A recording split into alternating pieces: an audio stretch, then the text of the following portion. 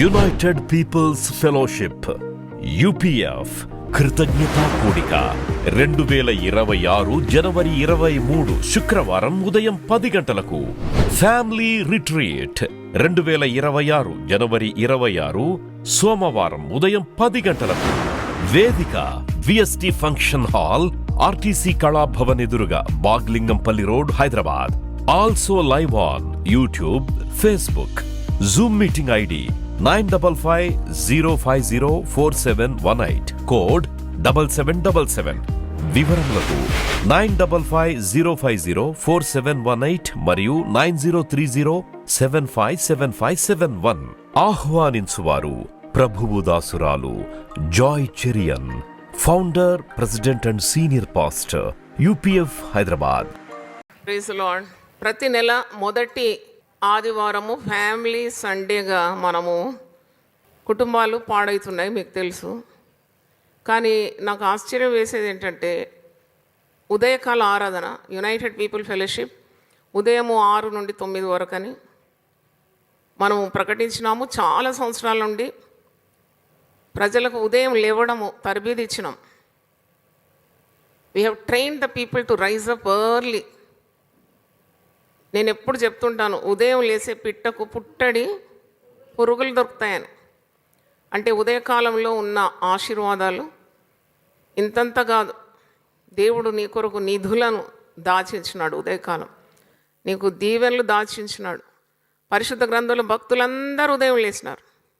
ఏ భక్తుని నేను చూడలేదు పరిశుద్ధ గ్రంథంలో రాత్రికాలం అంతా జాగారం చేసి మధ్యాహ్నం 12 గంటలకు లేచినట్టు ఎక్కడ రుజువు లేవు. ఏ గొప్ప కార్యం చేయాల్సిన భక్తులు కానీ, సేవకులు కానీ, సేవకురాళ్ళు కానీ, తల్లిదండ్రులు కానీ దేవుని యొద్ద నుండి దీవెనలు పొందుకోవడానికి వారు వేకువనే లేచి దేవుని వెతికినారు. కానీ ఇంత విన్నా కానీ చాలా బండలాంటి హృదయాలు ఉన్నాయి. కీడొచ్చేంత వరకు వాళ్లకు ఆ జ్ఞానం అబ్బదు. అంటే they are so hard hearted అన్నమాట. ఉదయం లేస్తే ఇన్ని ఆశీర్వాదాలు, గుప్త నిధులు నన్ను అడిగితే నేను ఈ స్థాయిలో ఉన్నట్టు నాకు ఒక్కసారి ఫ్లాష్ బ్యాక్ వచ్చింది. ఏంటంటే నిజమే కదా, ఏనాడు నాకు తెలియదు 5 దాటి లేచినట్టు నాకు తెలియదు. అన్లెస్ ఐఎమ్ వెరీ ఫిజికలీ సిక్గా ఉంటే మాకు తప్ప. అది కూడా 6కు లేసేస్తాను, ఎంత బాగాలేకున్నా లేస్తాను. లేచి ప్రార్థన చేసి అటు ఇటు నడిచేలోగా క్రొత్త ఆరోగ్యం ఇస్తాడు దేవుడు. లేనిది పుట్టుకొస్తుంది. ఎందుకంటే ఆయన సృష్టికర్త కదా. ఆయనలో సృజనాత్మకమైన శక్తి మనకి ఇస్తాడు. దేవునికి స్తోత్రం. లేవలేని పరిస్థితి. ఇన్ని పనులు చేసినాక ఎలా లేస్తాం మేము? లేవలేము. కానీ లేవాలి. లెమ్ము, రైజ్ అండ్ షైన్. మరి అలాగే పడుకుంటే ఎలాగో? మళ్ళీ ప్రభాత ప్రార్థనలకు చూడండి, అది కూడా కుటుంబ ఆరాధన. భయభక్తులు లేని తల్లిదండ్రులు రావాలి, దేవుని వాక్యం వినాలి, మమ్మల్ని మేము సిద్ధపరచుకోవాలని శ్రద్ధ లేని తల్లిదండ్రులు. అపాయం వచ్చినప్పుడు గుండె కొట్టుకుంటారు. నంబర్ 1 ఉంటారు దాంట్లో, క్యూలో నంబర్ 1. గుండె కొట్టుకోవడం, తల కొట్టుకోవడం, అరుపులు, కేకలు, ఆత్మహత్య తలంపులు, నేల మీద పొర్రడం, నా గతి ఇంతే, నా బతికింతే, నా పిల్లలు పాడైపోయినారని. కీడు రాకముందే మీరు వివేకం కలిగి ప్రవర్తించాలి. బుద్ధిమంతుడు అపాయం వచ్చేట చూచి దాక్కుంటాడంట. పడినాక కాదు లవ్వ మొత్తుకోవడం. మీరు శోధనలో ప్రవేశించకుండానట్లు మెలకువగలిగి ప్రార్థన చేయాలి. పిల్లలు కంటే సరిపోదు, ఇది కుటుంబ ఆరాధన. అందుకే చెప్తున్నాను. నాకు 3, 3 పిల్లలు, 4 పిల్లలు, 6 పిల్లలు, అరడజన్ పిల్లలు, డజన్ పిల్లలు అని చాలా గంభీరంగా చెప్పుకుంటారు. ఆ పిల్లలు క్రమంలో లేకుంటే సిగ్గుచేటు. నీకు తల వంపులు, నువ్వు తల ఎత్తుకొని తిరగరాదు నీకు. ఇంకా ఎంత బరువు కట్టాలి ఈ మాటలకు మీరు. ఈ న్యూ ఇయర్లో ప్రాముఖ్యమైన ప్రతి పట్టణంలో పురుషుల కంటే ఎక్కువ, మగపిల్లల కంటే ఎక్కువ ఆడపిల్లలు తాగి మత్తుతో తందనాలు ఆడుతూ రోడ్డు మీద పడి ఉన్నారట. అది కూడా మామూలు కుటుంబాలు కాదు, అవి చాలా ఉన్నతమైన కుటుంబాలు. Drugs abuse, drinking, male friendship, బార్లు తిరిగి ఆడపిల్లలు అణిగి మణిగి ఇంట్లో ఉంటారు. ఇది మనకు నేర్పించిన పద్ధతులు. కానీ ఎక్కడున్నారు ఇప్పుడు ఆడపిల్లలు? నీ మాట వింటున్నారా?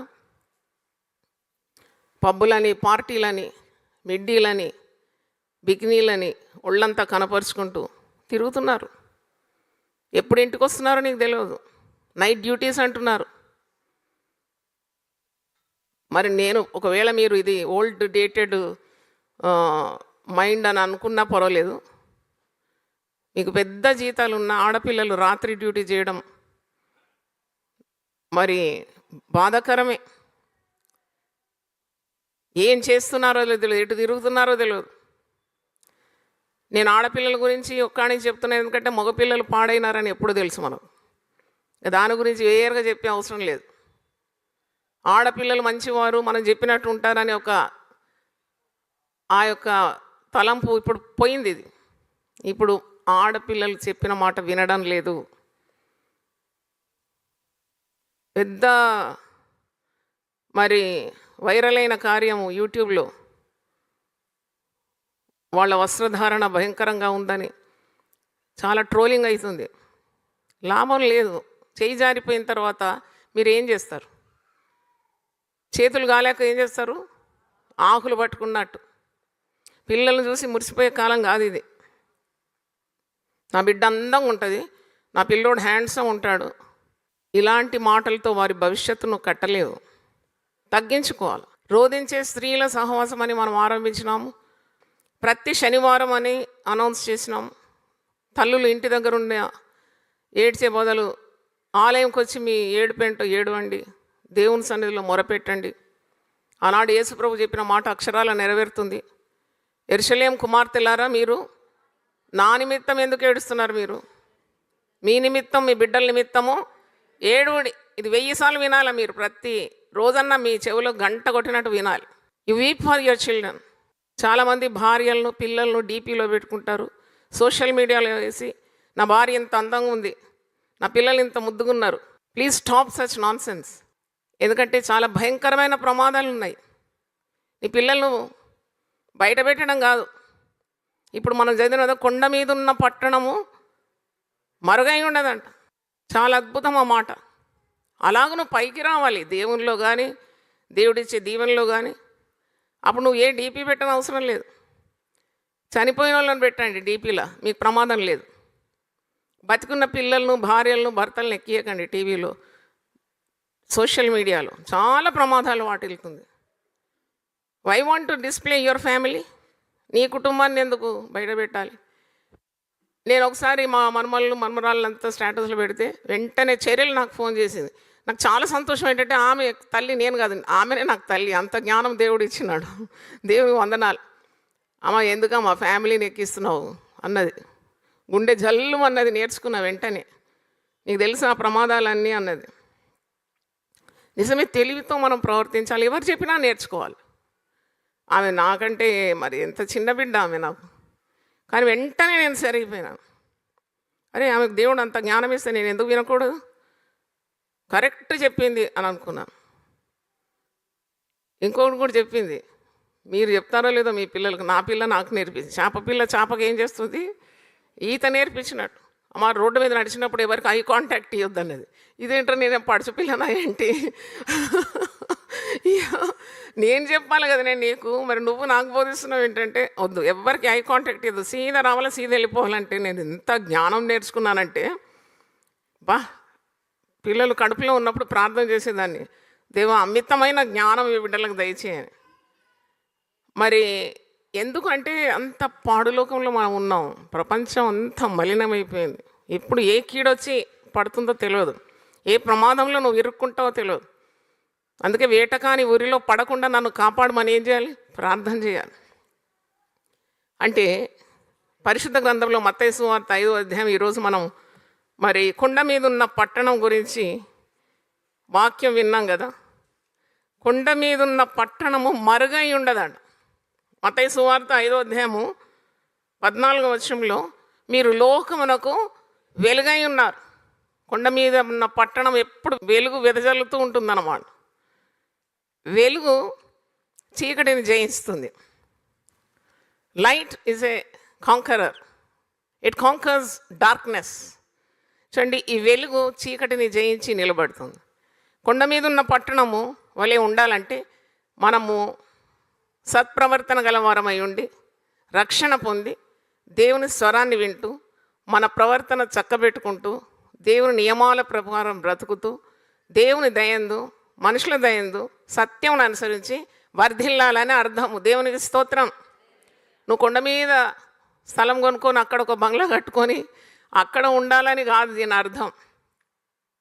అంటే అంత ఔన్నత్యాన్ని దేవుడు నీకు ఇస్తాడని అర్థం. దేవునికి స్తోత్రం.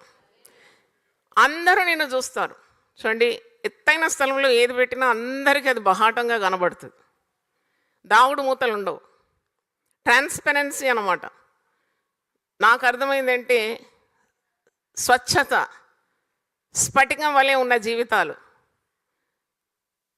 దాగుడు మూతలు లేవు, రహస్యాలు ఏవీ లేవు, మరుగుపరుచుకోవడానికి ఏదీ లేదు. పాపము కుటుంబంలో ఉంటే ఎంత ప్రయత్నిస్తాం ఆ పాపాన్ని మనం కప్పిపెట్టుకోవడానికి.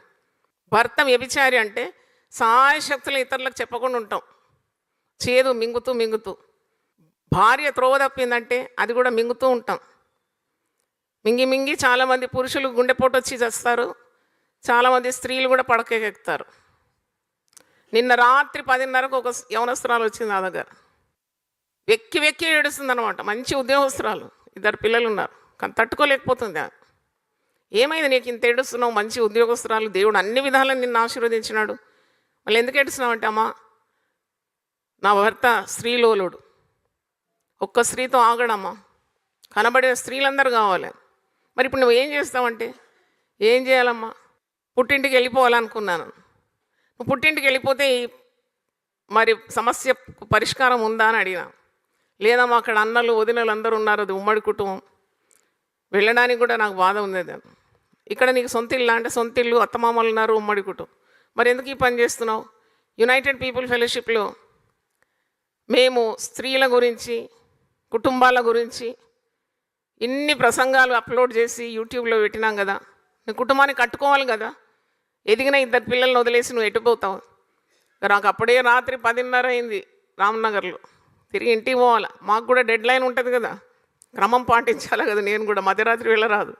తొందరలో ఆమె కొరకు ఫాస్ట్గా 10-15 నిమిషాలు ఆమెతో స్పెండ్ చేసి తల మీద చేతులు ఉంచి కన్నీళ్లు తుడిచి క్యాలెండర్ ఇచ్చి ప్రతిదినం దేవునితో నేననే పుస్తకం ఇచ్చి ఆదరించినాను. ఇది పరిష్కారం కాదు బిడ్డ, నువ్వు ప్రార్థన చేయి. అన్ని రోగాలకు ఒకటే మూలిక, అదేంటది? ప్రార్థన. హల్లెలూయా. ప్రార్థన చేయి. నీ వలన కలిగినవి నీ చేయి, నీ వలన కానివి కొరకు నీ ప్రార్థన చేయి. దేవుడు నిన్ను ఆశీర్వదిస్తాడని ధైర్యపరిచి కన్నీళ్ళు తుడిచి మరి ఆమెను పంపించినాను. అంటే ఇలాగూ సమస్యలు కుటుంబాల్లో వస్తాయి. వదిలిపెట్టి ఎక్కడ పోతాం మనం? దేశమందు నివసించి సత్యం అనుసరించాలంట. 37వ కీర్తన 3వ వచనంలో ఉంది. నువ్వు ఉన్న కాడనే ఉండాలి. ఇంకొక ఆమె బెంగళూరు నుండి ఫోన్ చేసింది, అమ్మా ఇల్లు ఖాళీ చేయాలనుకున్నాం, ఎందుకంటే చుట్టంతా ఓర్వలేని వారు ఉన్నారట. ఎలుకకు భయపడి ఇల్లు తగలబెట్టినట్టుంది ఇది. నువ్వు ఎటుపోయినా ఉంటారమ్మా ఓర్వలేని వారు, నువ్వు తప్పించుకోలేవు. నువ్వు అదే స్థలంలో ఉండు. ప్రేయర్ సెల్ ఆల్రెడీ తెరిచినాను ఆమె. చక్కగా భర్త పిల్లలు పోయిన తర్వాత మోకరించి కన్నీళ్లతో ప్రార్థన చేయి, నీ కుటుంబాన్ని అలా కట్టుకో. ఇలాగ మారుతూ పోతుంటే దీనికి ఒక అవసానము లేదు అని చెప్పినాను. అందుకే హోసేయ గ్రంథం 4వ అధ్యాయం 8వ వచనం మీద, నా జనులు జ్ఞానము లేక నశిస్తున్నారు. You have to procure wisdom. పరిశుద్ధ గ్రంథము నన్ను అడిగితే జ్ఞానంతోనే, సముద్రము జలములతో నిండి ఉన్నట్టు ఈ పరిశుద్ధ గ్రంథము జ్ఞానంతో నిండి ఉన్నది. దేవునికి స్తోత్రం. జ్ఞానం కొదువుంటే ప్రార్థన చేయాలి. మరి ఆ చురుకు చాలా అవసరం అండి. అందుకే వాక్యంలో చురుకుగా ఉంటా కొద్ది భాగ్యం కాదు, అది గొప్ప భాగ్యం. శ్రమించే వారికి దేవుడు ఎప్పుడు కూడా నూతన బలం, నూతన శక్తి ఇస్తాడు. ప్రార్థించే వారికి ఆయన తెలివి జ్ఞానం ఇస్తాడు. తర్వాత ప్రయాసపడే వారికి ఆయన పక్క నుండి సహాయం చేస్తాడు. పౌలంతటి వాడు అంటాడు, ఆయన నా ప్రక్కన నిలిచి నన్ను ఏం చేసినాడు? బలపరిచినాడు. హల్లెలూయా. నువ్వు కన్నీళ్ళు గారుస్తుంటే దేవుడు ఎక్కడో ఉన్నాడని కాదు, దేవుడు నీలో ఉంటాడు. నీ కన్నీళ్ళు, నీ ప్రయాసము, నీ ప్రవర్తన, నీ పరిచర్య, నీ విశ్వాసము, మరి నీ సహనమును చూసే దేవుడు ఉన్నాడు. దేవునికి స్తోత్రం. కాబట్టి కష్టపడాలి. ఇప్పుడు మీరందరూ చాలా మటుకు యవనస్తులు ఉన్నారు, ఇక్కడ నడి వయస్కులు ఉన్నారు. మీరు ఎప్పుడు ఇలాగే ఉంటారా? ఇప్పుడు మీరు మంచి విత్తనాన్ని విత్తితే మీ ముసలితనంలో మంచి పంటను కోస్తారు. ఇప్పుడు మీరు ప్రయాసపడి ప్రార్థన చేస్తే మీ పిల్లలు ఉన్నతమైన స్థాయిలో ఉంటారు. నిన్న మరి మా బ్యాంక్ నుండి ఏదో సర్క్యులర్ వచ్చింది, మీకు మీకు ఇన్సూరెన్స్ ఉంటుంది, ఇంత కట్టాలి ఆ ప్రీమియం. నేను అనుకున్నాను, ఏం ప్రీమియం కట్టాలి, నా పిల్లలందరూ పెద్ద ఉద్యోగం దేవుడు ఇచ్చినాడు, నాకు ఏది ఇచ్చినా వాళ్ళు చూసుకుంటారు అని అనుకున్న మనసులో. నిజమే కదా, మరి ప్రయాసానికి తగిన ఫలం దేవుడు ఇవ్వడం ముసలితనంలో. చక్కగా మీ పిల్లల్ని పెంచుకుంటే మరి నీవు ఆ ఫలాన్ని దేవుడు నీకు అనుభవింపనీయడా? కష్టపడాలి, కన్నీళ్లతో విత్తాలి, సంతోషంతో పంట కోయాలి. ఇప్పుడు కష్టపడుకుంటే ఎలాగో? కొందరు తల్లులు పిల్లల మీద అశ్రద్ధ, తండ్రులు భార్య పిల్లలను పట్టించుకోరు. ఇదంతా నీ స్వనాశనానికి దారితీస్తుంది. తీరా వచ్చినప్పుడు నీ భార్య ఉండదు, నీ పిల్లలు ఉండరు, తాగుబోతులై తందనాలు ఆడుకుంటూ తిరుగుతూ ఉంటారు, రోగగ్రస్తులైపోతారు. అప్పుడు నీ జీవితం ఎంత శూన్యంగా ఉంటుంది. దేవుని యందు భయభక్తులు గలవాడు ఈలాగూ ఆశీర్వదింపబడతాడు. మర్చిపోవద్దు, అది 128వ కీర్తనలో. నీ లోగిట నీ భార్య ఫలించు ద్రాక్షవల్లి వలె ఉంటుంది. ముసలితనమందు దీర్ఘాయుసు కలిగి నీ భార్య నీకు కాఫీ తెచ్చిస్తుంది, నీ కాళ్ళు ఒత్తుతుంది. ప్రేమకు చావు లేదండి. ప్రేమ, లవ్ డస్ నాట్ డై. నీ పిల్లలు ఉంటారు, పిల్లల పిల్లలు ఉంటారు, కోడళ్ళు ఉంటారు నిన్ను చూసుకోవడానికి. ఇప్పుడు నీ జీవితం క్రమ పద్ధతిలో లేకుంటే, స్త్రీలకు కూడా వర్తిస్తుంది ఇదే. ప్రతి దినము చాలా ముఖ్యం నన్ను అడిగితే. ఇప్పుడు సెలవులే, ఇప్పుడు కాళ్ళు విసిరేసి నేను నిద్రపోతాను అట్లా కాదు. Every day is important, every minute is precious. ఆ సమయము, ఆ యొక్క కాలగతులు దేవుడు నీకు ఇచ్చిన బహుమానం అని ఎంచి నీవు శ్రద్ధగా నీ జీవితాన్ని కట్టుకుంటే సుఖమైన అంతం నీకు ఉంటుంది. దేవునికి స్తోత్రం. లేకుంటే చాలా ప్రమాదం, చాలా ప్రమాదం. గర్వము, అహంకారము, పగ, ఈర్ష్య, మోటుతనం, మొండితనం, ఎదురు తిరగడం, ఇదంతా మానేయాలి. ఇంతగానం వాక్యం వడ్డిస్తున్నాం కదా. కొండ మీదున్న పట్టణం వలె నా కుటుంబాన్ని చేయి ప్రభు అని మనం అందరం ప్రార్థన చేయాలి. అన్ని కుటుంబాల్లో ఉంటాయి లోటుపాట్లు. There is no perfect family. ఈ లోకంలో ఒక కుటుంబంలో అవకతవకలు తప్పకుండా ఉంటాయి. అన్నీ పరిపూర్ణంగా ఉంటే నువ్వు దేవుడు ఎందుకు నీకు, ఇంకా ప్రార్థన ఎందుకు నీకు? ఎక్కడో లోటుపాట్లు నీకు కనబడుతూ ఉంటాయి. నిరాశపడద్దు, పైకి చూడు, లుక్అప్, డోంట్ గెట్ డిస్కరేజ్డ్. ఎందుకంటే మనకు ఒక ప్రధాన యాజకుడు ఉన్నాడు. ఆయన మన పరిస్థితులన్నిటికీ సరిపోయినవాడు. దేవునికి స్తోత్రం. ప్రార్థన చేయాలి. అందుకే ప్రార్థించమని స్త్రీలను ఆహ్వానించినాము. రోధించే ప్రార్థన, స్త్రీల సహవాసం, వీపింగ్ విమెన్ ఫెలోషిప్, WWF అని పేరు పెట్టినాం దాన్ని. WWF అంటే ఇంతకుముందు ఉండేది, మరి టీవీలో వచ్చేది వరల్డ్ రెజ్లింగ్ ఫెడరేషన్. మనదేంటి? Weeping women fellowship. నాకు దేవుడు ఇచ్చినాడు ఆ తలంపు. అయితే అందరూ నిన్న కూడా చాలా 30-40 మంది స్త్రీలు కూడుకొని వాళ్ళ పిల్లల కొరకు ప్రార్థన చేస్తుంటే వాట్ ఏ వండర్ఫుల్ సీన్ అనిపించింది నాకు.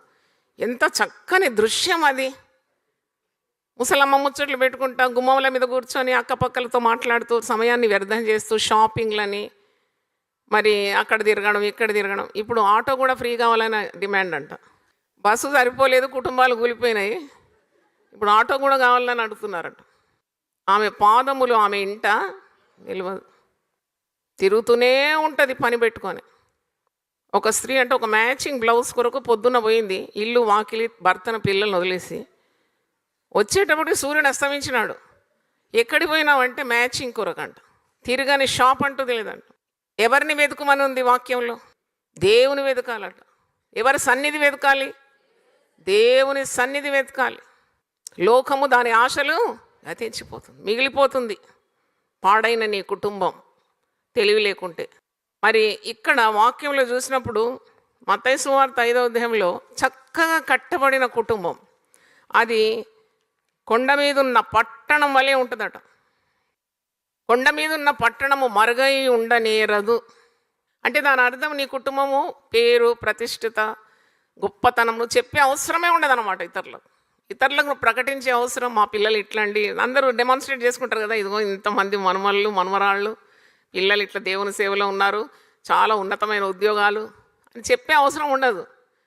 కొండ మీద ఉన్న ఒక పట్టణంకు అడ్వర్టైజ్మెంట్ అవసరమా? చూస్తే చాలు.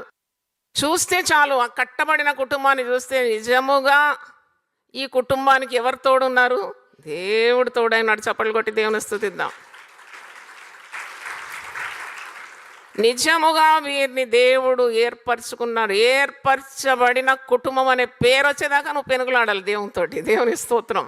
A family that is chosen by God. మనుషులు గ్రహించాలి, బా నిజముగా ఏర్పరచబడిన కుటుంబం. అంతవరకు పోరాడాలి. పోరాటం ఉంటుంది. ప్రతి యుద్ధంలో పోరాటం ఉంటుంది. విజయం సాధించిన తర్వాత జయభేర్యం రోగుతుంది. దేవునికి స్తోత్రం. మనల్ని విజయం సాధించడానికి ఈ లోకంలో దేవుడు నాటినాడు. ఓడిపోవడానికి కాదు. ఓడకూడదు. రోగాలు రావచ్చు, పిల్లలు మాట వినకపోవచ్చు, భార్యాభర్తల మధ్యలో మనస్పర్ధలు రావచ్చు, కేకల అరుపులు వినొచ్చు. మరి ఇవన్నీ సంభవిస్తుంది. ఈ లోకంలో మీకు శ్రమ కలుగుతుంది. ఆయనను ధైర్యాన్ని విడిచిపెట్టకూడదు. దేవుని స్తోత్రం. మేము పాడైపోయినాము, మాకెవరు దిక్కు లేరు, మాకు ఎక్కడుంది ఆశ, నిరాశలైపోయింది, ఆశలన్నీ అడియాశ, ఇవన్నీ మాటలు రావద్దు. పౌలు అంటాడు కదా, నేను నమ్మిన వాణ్ణి నేను ఎరుగుదును గనుక నేను సిగ్గుపడను. I believe the one whom I trust, I will not be put to shame. ఎంత అద్భుతమైన మరి విశ్వాసం చూడండి. యోబు అంటాడు, ఇదిగో ఆయన నన్ను చంపినా కానీ నేను ఆయన యందు నమ్మకాన్ని విడిచిపెట్టాను. పోగొట్టుకున్న అన్ని పొందుకున్నాడు. పౌలు అసలు కుటుంబంలో ఎంత శ్రమపడ్డాడో ఎక్కడ రాసలేదు. ఎంత వెతుకుతున్నాను నేను పౌలు కుటుంబం ఎలాగుంది. కుటుంబాన్ని కూడా మరుగుపరిచి ప్రభు కొరకు ప్రకాశించినాడు. దేవుని స్తోత్రం. దేవుడు ఎప్పుడు నిన్ను నీ కుటుంబాన్ని విడిచిపెట్టాడు. అంటే ఇక్కడ కొండ మీద ఉన్న పట్టణం అన్నప్పుడు దేవుని ప్రణాళిక ద్వారా కట్టబడిన కుటుంబం, దేవుని నియమాల్లో నడిచే కుటుంబం. అవినీతి ఉండదు, అక్రమం ఉండదు, వ్యభిచారం ఉండదు, దుర్నీతి కార్యాలు జరగవు. వాళ్ళు లోకానికి వెలుగుగా ఉన్నారు అంటూ 15వ వచనం చూడండి, మత్తయి 5:15. మనుష్యులు దీపం వెలిగించి కొంచెం కింద పెట్టరు, కానీ అది ఇంట నుండి వారికి అందరికీ వెలిగించుటకై దీపస్తంభం మీదనే పెట్టుదురు. ఇప్పుడు కుటుంబంలో కొంతమంది ప్రభువును అంగీకరించారు, కొందరు ప్రభువును అంగీకరిస్తారు. కానీ నువ్వు లోకానికే దీపమై ఉన్నావు. నీ కుటుంబానికి కూడా నువ్వు దీపమై ఉన్నావు. దేవునికి స్తోత్రం. నేను లోకానికి దీపమని లోకమంతటా మంచి పేరు తెచ్చుకొని ఇంటిలో ఓడిపోతే ఏ ప్రయోజనం లేదు. అన్నీ ఇంటి నుండే మొదలు పెడుతుంది. తీర్పు కూడా ఎక్కడి నుండి మొదలవుతుంది? ఇంటి నుండి. ప్రేమ ఎక్కడి నుండి మొదలు కావాలా? న్యాయం ఎక్కడి నుండి మొదలు కావాలా? పరిశుద్ధత ఎక్కడి నుండి మొదలు పెట్టాలా? బయట ప్రపంచాన్ని చాటించడానికి కాదు. ఇవన్నీ ఈ కుటుంబం నుండే మొదలు పెడతాను. ప్రేమ గురించి గంట సేపు నేను చెప్పగలను, 2 గంటలు మాట్లాడగలను దేవుడిచ్చిన శక్తితో. కానీ ఇప్పుడు నేను నా కుటుంబస్తులను ప్రేమించకుంటే, నా భర్తను కానీ పిల్లలు కానీ మనుమలను కానీ ప్రేమించకుంటే, కోడళ్లను అల్లులను ప్రేమించుకుంటే నా వల్ల ఏ ప్రయోజనం ఉంది? ఏ ప్రయోజనం లేదు. వాళ్ళు ఏ మాదిరి చూస్తారు నాలో? చెప్పండి మీరు. వాళ్ళు ఏదైనా మంచి నన్ను చూస్తే కదా నన్ను అనుకరించడానికి ప్రయత్నించేది. తప్పకుండా వాళ్ళు అనుకరించాల్సిందే. అందుకంటే ఆవు చేను మేస్తే దూడ గట్టెక్కదట. ఎందుకంటే వారిలో ఉన్న ఆ జీవాన్ని తప్పకుండా దేవుడు తరతరములకు ప్రవహింపజేస్తాడు. దేవుని స్తోత్రం. నీతిమంతుని వేరు ఏం చేస్తుందంట? చిగురుస్తుంది. వాళ్ళలో జీవం ఉన్నది, అది అణిగి ఉండలేదు. అది ఎక్కడో వస్తుంది, మనమల్లో, మనవరాల్లో, కోడల్లో, అల్లుల్లో, బిడ్డలు, కొడుకుల్లో వచ్చేస్తుంది అనమాట. నేను ఎప్పుడు చెప్తాను కదా, సేవ చేస్తానని కలలో కూడా ఊహించలేదు. సేవ అంటేనే అసహ్యం ఉండేది. నేను పెరుగుతున్న కొలది యవనస్తురాలుగా ఉన్నప్పుడు ఈ సేవకులను చూస్తే ఎక్కడ లేని ఇరిటేషన్ వచ్చేది నాకు. మా ఇంటికి కోకులుగా సేవకులు వచ్చేది. అమ్మ నాన్న వాళ్ళకి ఆతిథ్యం ఇచ్చేది. చీదరించుకునేది నేనైతే. ఏంటి సంఖలో బైబిల్ పెట్టుకొని భుజం మీద సంచి తగిలించుకొని వస్తారు, మా టైం అంతా వేస్ట్, అమ్మ నాన్న వాళ్ళ మీద ధ్యానం పెడతారు అని గునుక్కునేది. నేను సేవ చేస్తానంటే అది చాలా గొప్ప అద్భుతం అండి. చాలా గొప్ప అద్భుతం అండి. ఒక్క సేవకుని కూడా నేను యవన ప్రాయంలో విష్ చేసింది కూడా నాకు గుర్తులేదండి. అటు వచ్చిందంటే ఇంకో దారంలో వెళ్ళిపోతాను. పెద్ద పెద్దోళ్ళు సేవకులు పాస్టర్లు వచ్చి మీ అమ్మాయి ఏదో ఒకసారి చూస్తామంటే మూతిట తిప్పేదాన్ని. ఆ మూతి తిప్పిన నన్నే ఇప్పుడు చక్కగా నిలబెట్టినాడంటే తల్లిదండ్రుల ప్రార్థన అండి. దేవుని స్తోత్రం. ఒక చిన్న ఇన్సిడెంట్ చెప్తాను, ఎందుకంటే ఫ్యామిలీ సండే మీరు అందరు నేర్చుకోవాలి పిల్లల కొరకు ఎట్లా ప్రార్థన చేయాలని. చాలా మహామొండి అనమాట. నేను ఆ మొండితనాన్ని ఇప్పుడు సేవలో వాడుతున్నాడు దేవుడు. దేవుని స్తోత్రం. ఈ 33 సంవత్సరాలు మొండితనం లేకుంటే ఇంత పెద్ద పరిచయం జరగదు. మేము 5గురం అయితే నేనే స్ట్రాంగ్ పర్సనాలిటీ అనమాట, గట్టిదాన్ని అనమాట, తల్లిదండ్రులకు కూడా అవిధేయత చూపేదాన్ని. కానీ దేవుడు నన్నే ప్రేమించి నన్నే ఎన్నుకున్నాడంటే మీకు నెమ్మది కలగడానికి చెప్తున్నాను. మీకు పిల్లల్లో బహుమోటు పిల్లలను నువ్వు ప్రేమించి ప్రార్థన చేస్తావు కాబట్టి ఎక్కువ ప్రార్థన చేస్తావు, వారి కొరకే ఎక్కువ ఎరువు పడుతుంది ఆ చెట్టుకు, అది మహా వటవృక్షం అయిపోతుంది. దేవునికి స్తోత్రం. అలాగైపోయినాను నేను. నా కొరకు ఎక్కువ ప్రార్థనలు ఉండేది కుటుంబంలో. ఈమె పడిపోతుందా, ఈమె దారి తప్పుతుందా, ఈమె మరి నాస్తికురాలైంది, మరి ఇంకా ఏం చేస్తుందో తెలియదు, what is she up to, no one knows. అప్పుడు వాళ్ళు ప్రార్థన చేసినారు. కుటుంబ ప్రార్థన ఎంత గొప్పదండి. మరి నాకు 21 సంవత్సరాలు బ్యాంకులో ఉద్యోగం దొరికినప్పుడు అమ్మకి ఎప్పుడు నా గురించి చింత. నేను అంటున్నాను కదా, ఆమె గుండె ఎలా ఎన్ని పనులు పెట్టుకునేది. మా తల్లి 20 గంటలు పనిచేసేది, పనిచేసి ఆమె ఎంత అలసిపోయినా మళ్ళా ప్రార్థన చేసేది. నేను ఆమెతో 22 సంవత్సరాలు పైగా ఆమె వెచ్చదనం అనుభవించినాను. ఆమె దగ్గరే బండబెట్టేది. ఆమెకు భయం ఉండేది ఏంటంటే తలుపులన్నీ గొల్లాలు వేసేది. ఈమె అతి వేగమైన తలంపులకు ఒకవేళ తలుపు తెరిచి ఎక్కడ వెళ్ళిపోతుందేమో. ఎందుకంటే ఎప్పుడు భక్తి మా కుటుంబంలో, పాటలు, ప్రార్థన, వాక్యము, సేవకులు. నాయనా అలసిపోయినా నేను ఇది వినలేను ఇంకా అనుకున్నాను. అమ్మ భయపడేది అనమాట. దీనికి స్వాతంత్రం కావాలి, ఈమె ఇండిపెండెన్స్ కోరుతుంది, లోకాన్ని కోరుతుంది. ఈమె నువ్వు ఎట్లా మరి కంట్రోల్ చేయాలనో తెలియకుండా ఆమె దగ్గర పండబెట్టేది. ఒకటే మధ్యలో వండుకున్నాం మేము, అమ్మ దగ్గర వండుకోవాలి, అదొక రూల్. ఆమె కుడి చేయి నా మీద పెట్టేది, ఎందుకంటే నేను కదులితే తెలియాలన్నమాట ఆమెకు. కానీ ఆమె ఎంత కన్నీళ్ళు గార్చి ప్రార్థన చేసిందవ్వా. అయితే ఆఖరికి నాకు వెంటనే, ఆమె ఎప్పుడు కాలేజ్ ఫస్ట్, నేను ఎల్కేజీ టు పీజీ టాపర్ అనమాట. ఇక నాకు సెకండ్ ర్యాంకు 100 మార్కులు డిఫరెన్స్ ఉండేది. నేను అన్నిట్లో ఫస్ట్, పెద్ద చదువుకున్న అన్ని గ్రాస్ప్ చేసేదాన్ని తొందరగా. వీళ్ళు నా దేంట్లో కూడా నన్ను ఓడించలేకపోయేది. నువ్వు చదువుతలేవు అని తిట్టడానికి వీలు కాదు, ఎందుకంటే నేనే class first rank.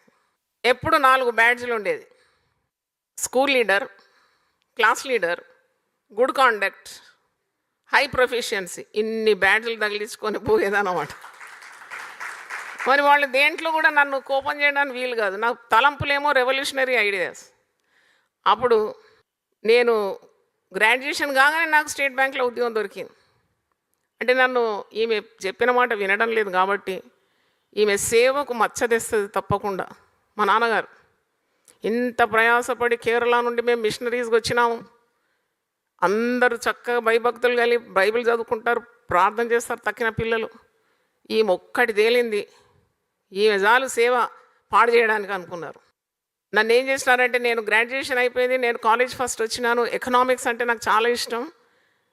Osmania university నుండి MA economics free seat, scholarship కూడా వచ్చింది. నేను ఇక్కడే చదువుకుంటాను, ఎంఏ ఎకనామిక్స్ చేయాలంటే వద్దు, నువ్వు నీ మెరిట్ మార్క్స్ వద్దు, మాకు నీ స్కాలర్షిప్ వద్దు, నువ్వు దేశాన్ని దాటిచ్చేస్తున్నాం, నిన్ను కేరళకు పంపించేసినారు. అక్కడ మా పెద్ద అక్క ఉంది, అందరికంటే పెద్దది అక్క. ఆమెకు 5 పిల్లలు. ఆమె చాలా స్మార్ట్ లేడీ, పోస్ట్ అండ్ టెలిగ్రాఫ్స్లో మంచి సూపర్వైజరీ క్యాడర్లో ఉంది. బావగారికి కూడా మంచి ఉద్యోగం, regional director of national savings. ఆయన మంచిగా ఉన్న కుటుంబంలో మా నాన్నగారు మా అక్కతో అన్నారు, ఈమెను కొద్దిగా పెట్టుకో, నువ్వు క్రమం నేర్పి, భయభక్తులు నేర్పి, మా వల్ల కావడం లేదన్నారు. నా హృదయం ఎట్లుంటుంది మీరు చెప్పండి. మా అమ్మ వెచ్చదనంలో నేను పెరిగిన దాన్ని. మా అమ్మ అంటే నాకు చాలా ఇష్టం, ఇప్పుడు కూడా తలుచుకుంటే ఏడుస్తాను నేను.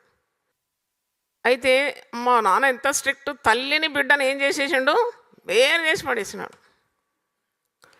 నన్ను కేరళలో ట్రివాండ్రం అనే ప్లేస్లో అక్కడ అక్క దగ్గర ఉండాలి, డిసిప్లిన్ నేర్చుకోవాలి, లేకుంటే నీ జీవితం పాడవుతుంది. మా నాన్నగారు మా అక్కకు చెప్పినాడు అనమాట, ఏదైనా ఒక సంబంధం వస్తే పెళ్లి చేసి పంపించేద్దాం, మన భుజాల మీద ఏం దిగిపోతుంది, బరువు దిగిపోతుంది అని ప్లాన్ చేసిండు మా నాన్న. అమ్మ అట్లా కాదు, ఈ పిల్ల తెలియగలది, ఈమెను ఎక్కువ చదివియాలా, ఈమె చాలా గొప్ప భవిష్యత్తు ఉంది, ఈమె దేవుని సేవకురాలు అవుతుంది, నాకు తెలుసు, నాకు విశ్వాసం ఉంది, నేను ఈ పిల్ల పుట్టినప్పటి నుండి ప్రార్థన చేస్తున్నాను, ఒక బిడ్డ పోయినాక ఇంకో బిడ్డ 5 సంవత్సరాలకు పుట్టింది, ఈమె దేవుడు వాడుకుంటాడు. అమ్మ నాన్నకు టగ్ ఆఫ్ వార్ అనమాట. అయితే అమ్మ ఎంత విశ్వాసరాలు. ఆమె నాన్నగారేమో అన్ని సేవ గురించి ఎప్పుడు ఆలోచిస్తారు, మంచి పేరు లేకుంటే సేవ చేయండి నాయనకు చాలా ఇంపార్టెంట్, గుడ్ నేమ్. అయితే నన్ను అక్కడ పంపించేసినారు. అక్కడ నాకు అప్పుడు 22 ఇయర్స్ రన్నింగ్ అనుకుంటా. అప్పుడు చూడడానికి బాగున్నాను, మంచి థిక్ లాంగ్ హెయిర్, మంచిగా కలర్ కాంప్లెక్షను, అంత చక్కని పిల్లను ఎట్లా వీళ్ళు కుటుంబం నుండి పడేసినారని నాకు ఇప్పుడు ఆలోచిస్తే కూడా దుఃఖం వస్తుంది. అయితే చూడండి, విసికి వేసారి తల్లిదండ్రులైనా మర్చిపోతారు కానీ నీ దేవుడు నిన్ను మరవడు. అక్కడ నేను అప్లై చేస్తే నాకు కార్యవట్టం యూనివర్సిటీ అనే పెద్ద యూనివర్సిటీ, ఎంత మేధావులకు కూడా అక్కడ మెంబర్షిప్పే దొరకదు, అడ్మిషన్ దొరకదు. అట్లాంటికి నాకు అడ్మిషన్ లిస్ట్లో నంబర్ 3గా నేను సెలెక్ట్ అయినాను. అయితే వాళ్ళంతా పెద్ద పోరాటం చేస్తున్నారు, అక్కడ పెద్ద హర్టాలైంది. ఆంధ్ర తెలంగాణ లేదు అప్పుడు, ఆంధ్ర నుండి వచ్చిన అమ్మాయికి మీరు సీట్ ఎట్లు ఇస్తారు, మేము ఇక్కడనే ఉండి ఇక్కడే పుట్టి పెరిగిన మాకు లేదు సీట్ అని అక్కడ పెద్ద స్ట్రైక్ అయింది అనమాట.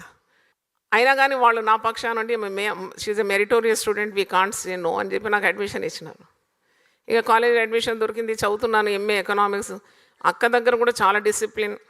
అంటే నా జీవితము అతలాకుతలంగా ఉండేది.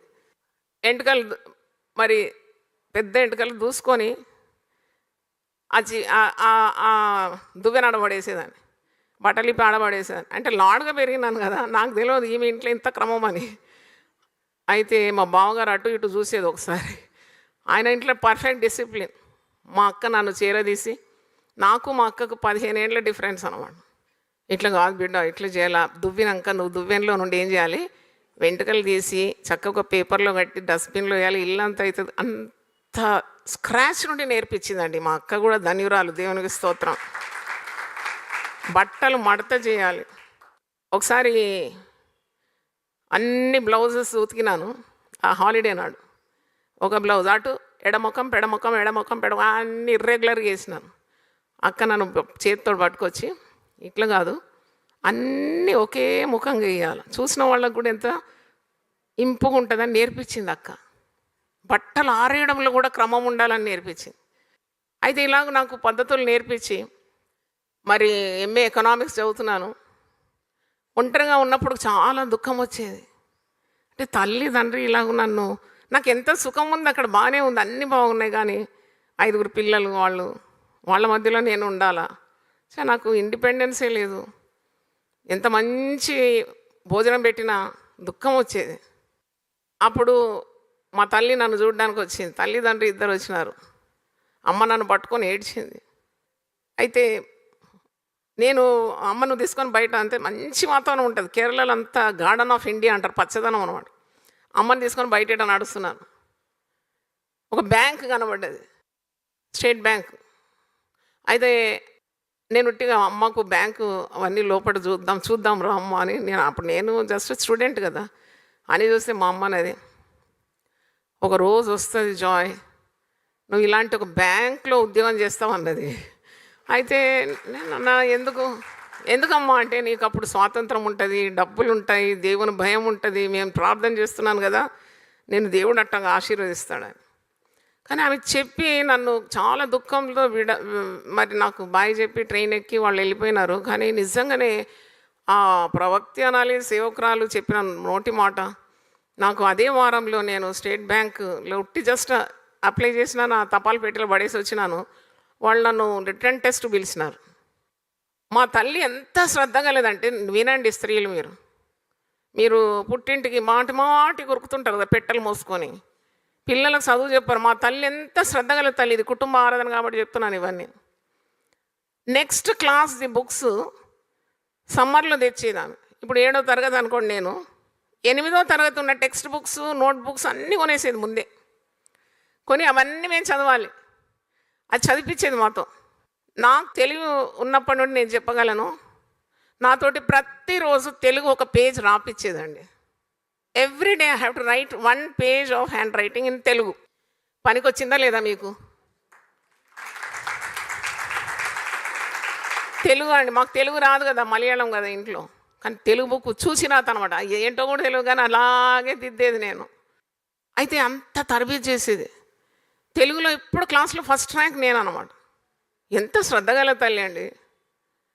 ఆమె పుట్టింటికి పోలేదు, ఒక్కసారి కేరళ వదిలిపెట్టి నాన్నగారి వెంబడి వచ్చిందంటే, మేమందరం ఇక్కడే పుట్టినాము, మా బాగోగులు చూడడం, మా భవిష్యత్తు కట్టడం, దేవునిలో మమ్మల్ని పెంచడం, పోరాడడం అనమాట. నా ద్వారా ఆమెకు ఎంత పోరాటం ఉండింది. తట్టుకుందనమాట. తట్టుకొని నిలబడ్డది. నెలకు 500 నాకు పాకెట్ మనీ వచ్చేదండి. 500 పాకెట్ మనీ వచ్చేది. ఆ దినాల్లో 500 అంటే చాలా ఎక్కువ అది. ఇక 500 ఎట్లా వాడాలనేది పెద్ద ప్లాన్ ఉండేది నాకు. నేను మా అక్కకి చెప్పేది, "ఇదిగో నాకు 500 వచ్చింది, నేను షాపింగ్ నీకు దారి తెలియదు, దారి నేను వెతుక్కుంటానులే" అని చెప్పేసి ఒంటరిగా పోయేదాన్ని. ట్రివాండ్రం స్ట్రీట్స్ అంతా మంచి ఆరోగ్యం ఉండింది. ఒంటరిగా అవన్నీ విండో షాపింగ్ అవి ఇవి చూసేదాన్ని. అయితే బ్యాంక్లో ఉద్యోగం రాగానే నాకు ఈ 500 ఒక లెక్క కాదు. ఎందుకంటే నాకు రెక్కలు వచ్చేసినాయి. ఇంకా రెక్కలు వచ్చేది. ఈ పక్షి ఏమవుతుంది ఇప్పుడు? ఎగిరిపోతుంది. అప్పుడు నేను అన్నాను, ఇక మీదట మీ ఇంట్లో నేను ఉండను, నాకు బ్యాంక్ ఉద్యోగం వచ్చింది, I want to stay in a hostel. పాపం వాళ్ళు, మా అక్క బాగా ఏడ్చిందనమాట.